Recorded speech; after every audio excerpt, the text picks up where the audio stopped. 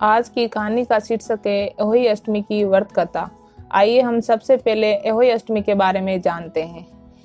हिंदू धर्म में विभिन्न व्रत रखे जाते हैं। हर व्रत की अलग अलग खासियत तथा महत्वपूर्ण भूमिका रहती है। उसी प्रकार हर वर्ष सुहागिन महिलाओं द्वारा एहोई अष्टमी का व्रत भी रखा जाता है। एहोई अष्टमी का अर्थ होता है अनहोनी को होनी बनाना और किसी अप्रिय अनहोनी से बचाना। एहोई अष्टमी व्रत का दिन करवा चौथ के 4 दिन बाद और दिवाली पूजा से 8 दिन पहले पड़ता है। यह व्रत संतानों की लंबी आयु तथा उनकी रक्षा की कामना के लिए माताओं द्वारा रखा जाता है। एहोई अष्टमी के दिन माताएं अपने पुत्रों की भलाई के लिए पूरे दिन उपवास करती है और शाम को आकाश में तारों को देखने के बाद व्रत तोड़ा जाता है। कुछ महिलाएं चंद्रमा के दर्शन करने के बाद व्रत को तोड़ती है, लेकिन इसका अनुसरण करना कठिन होता है क्योंकि एहोई अष्टमी के दिन रात में चंद्रोदय देर से होता है। कोई भी व्रत कथा के बिना पूर्ण नहीं होता, इसीलिए आज हम आपके लिए एहोई अष्टमी की कथा सुनाने जा रहे हैं। एहोई अष्टमी व्रत कथा। पौराणिक कथा के अनुसार एक नगर में एक साहूकार और उसके 7 लड़के रहते थे। एक दिन दिवाली के त्योहार से पहले साहूकार की पत्नी घर की लिपापोती के लिए मिट्टी लेने खदान गई। साहूकार की पत्नी जिस स्थान पर मिट्टी खोद रही थी उस जगह एक शाहू अथवा शाही की मान थी।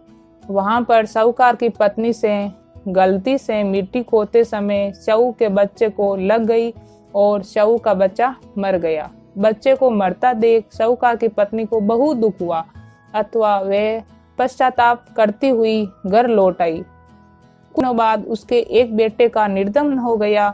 फिर अचानक ही उसका दूसरा बेटा भी मर गया और साल भर के अंदर उसके तीसरे बेटे का भी निर्धन हो गया और इस प्रकार धीरे धीरे उसके 7 बेटों की मृत्यु हो गई। अपने बेटों के खो जाने के दुख में डूबी महिला ने अपने आस पड़ोस की महिलाओं को बताया कि उसने कभी भी जानबूझकर कोई पाप नहीं किया, लेकिन एक बार खदान में मिट्टी खोदते समय अनजान में उसे शाहू के एक बच्चे की हत्या हो गई थी। उसके बाद से ही मेरे 7 पुत्रों की मृत्यु हुई। आसपास की औरतों ने साहूकार की पत्नी से ये कहा कि बात बताकर तुम्हारा आधा पाप नष्ट हो गया है और साथ ही उन्होंने सलाह दी कि तुम उसी अष्टमी को माँ पार्वती की शरण लेकर शाहू और उसके बच्चों का चित्र बनाओ और उनकी आराधना करो। इससे क्षमा याचना करो। भगवान की कृपा से तुम्हारे सभी पाप नष्ट हो जाएंगे। साहूकार की पत्नी ने ऐसा ही किया। कार्तिक मास की कृष्ण पक्ष की अष्टमी को आत्म भाव से उपवास और पूजा अर्चना की। शाहू माता साहूकार की पत्नी की सेवा से अत्यधिक प्रसन्न होती है और उसे पुत्र प्राप्ति का वरदान देती है। इसके बाद वो हर साल नियमित रूप से ये व्रत रखने लगती है। इस प्रकार साहूकार की पत्नी को पुनः 7 बेटों की प्राप्ति हुई।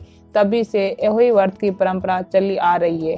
हे एहोई माता, जिस प्रकार साहूकार की पत्नी को पुत्र प्राप्ति का वरदान दिया, उसी प्रकार सभी नारियों की इच्छा पूर्ति करना और उनके बालकों की रक्षा करना। जय एहोई माता।